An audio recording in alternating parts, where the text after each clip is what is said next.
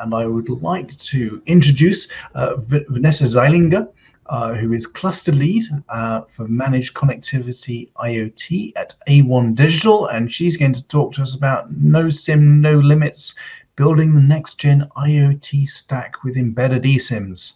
Vanessa. Thanks for introducing me. This is such a long title, right? Yeah, my name is Vanessa Zeillinger, and I'm working for A1 Digital, which is part of the A1 group. We are in this game as an MNO, so we are acting in the value chain of IoT as an operator. So let's shortly see what we are talking about today. Many things were already mentioned and discussed in the panel before.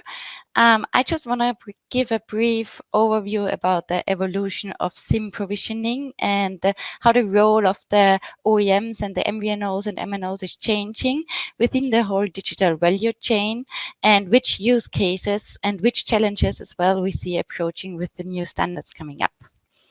So 10 minutes is short, so let's jump directly into the topics. First of all, I want to give a short overview about the standards which we are talking later on. Many of them were already mentioned, but just a short explanation so that we can find and we are all taking it from the same line. The old standard, the M2M standard, is like a very, very basic standard for the eSIM provisioning. This was used especially for long-time use cases, like thinking of smart meter, and this was to provide a vendor login in theory. You have had already your EU ICC SIM cards with a profile on it, and there was a subscription manager somewhere where every operator needed to or needs to connect to if you want to just change your profile. This is technically a very high effort, and to be very honest, I do not know too many use cases or too many cases where this really happened. After that, the consumer standard approached, and this is taking up like very, very quick, and was also sometimes used for the IoT cases, but there were some circumstances that just don't make this feasible for IoT. And now it seems like everyone on the market and also our customers are frequently asking, with the new IoT SIM standard SGB32, everything gets easier. And this seems to be the big hope of everyone. That new use cases will approach and that the world of IoT will get even more connected and easier connected within the new standard. But why is this so? Or why is this big hope on the market? Or how do we see it? I think the biggest point of it is the easier provisioning. We will have this in the next slide. There, I'm going to show you shortly the architecture of the different standards, but this is something I really want to mention here. So the provisioning is what becomes way easier with the new standard, also for the IoT. Talking about the consumer standard before, just think of using this for IoT. This was mostly impossible because often you just have headless IoT devices. So there is no point in having something like a pull mechanism if you do not have the device to enter a QR code, scan a QR code, or enter a link. This was one of the restrictions which we saw when we took the consumer approach for IoT. This will change within the architecture of the SGB32, and this will help a lot. But why is it, or what does it make it? Why do we really want to always change our profiles, or why does IoT constantly want to change profile? I think if you're okay and if you're satisfied with your operator, this is not the case. But just think of certain use cases where this really makes sense. For example, if you want to deploy somewhere your solutions where you do have the legal restrictions, then it totally makes sense that you just have a little contract maybe with a local operator, and you can just download there the local profile and still offer your solution to the customer. For example, if you're in the role of the OEM.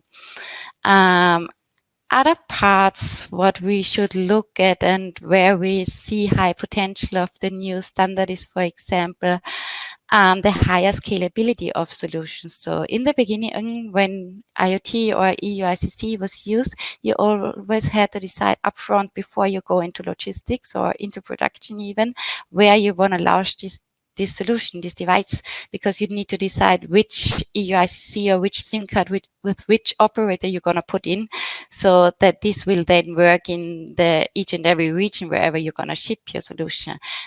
This is something where you can now streamline your production, as an example, because you can just put in one eSIM. This does not even have to be connected to an operator, or maybe you do have already a bootstrap profile on it. And then whenever you decide where this solution will go, you decide with which operator you want to go. So this makes the new standard also very cost effective. So it can help save costs, for example, already in the production.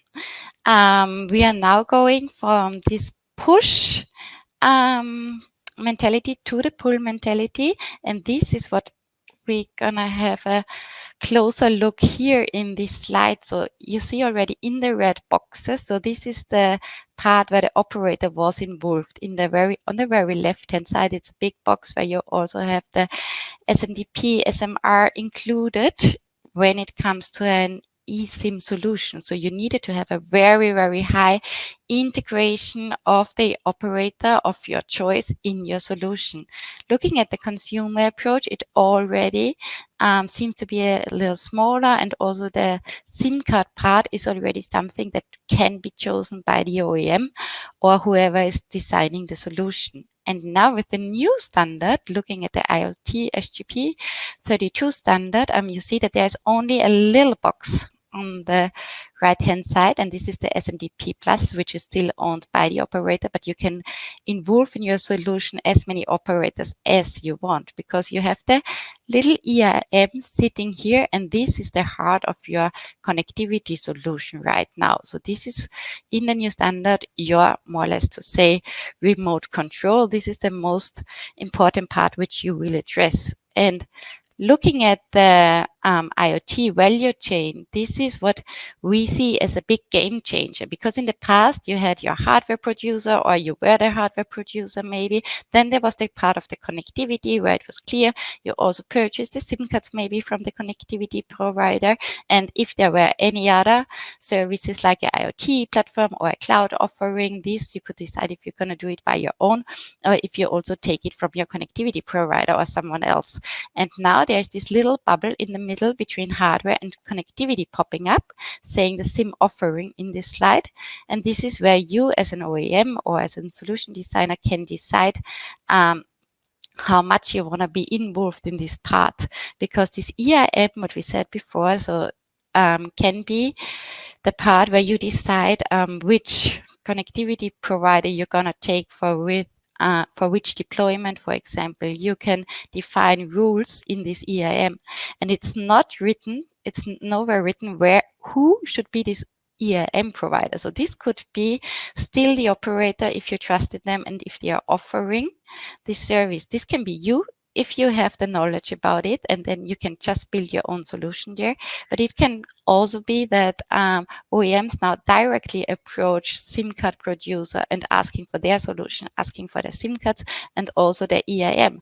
So I think this was mentioned somewhere in the panel discussion before as well. For sure, we need to guarantee the interoperability of all of these parts, but when we boil it down, then it's on you, the one who is designing the devices or the solutions, to decide which part you want to provide by your own and which part you're going to purchase wherever you want to. And for sure, there will be not only the OEMs, the MNO, but there will be maybe also a new part of new system integrator taking this part and launching new solutions on the market that will make it even harder to decide in which direction to go and whom to trust when it comes to this.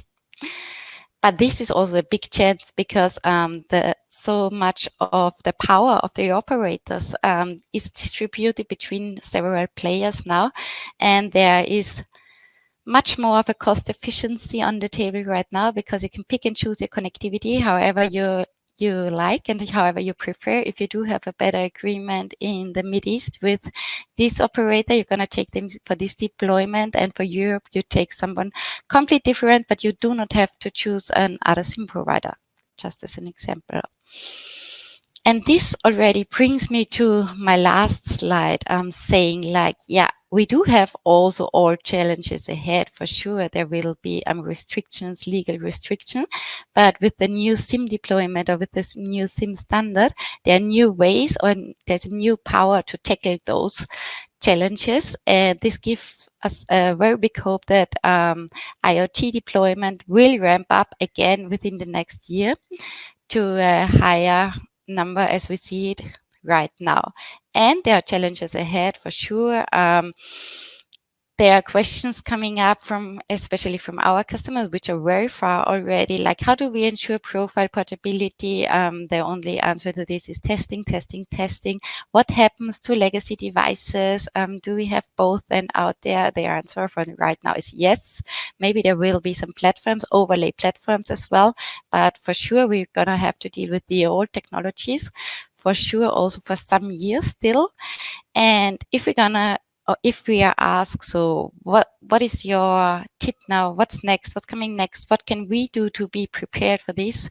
So I always say, make sure you understand the APIs of the APA so that you know how the profile assistant is working if you decide as an OEM to build your own solution.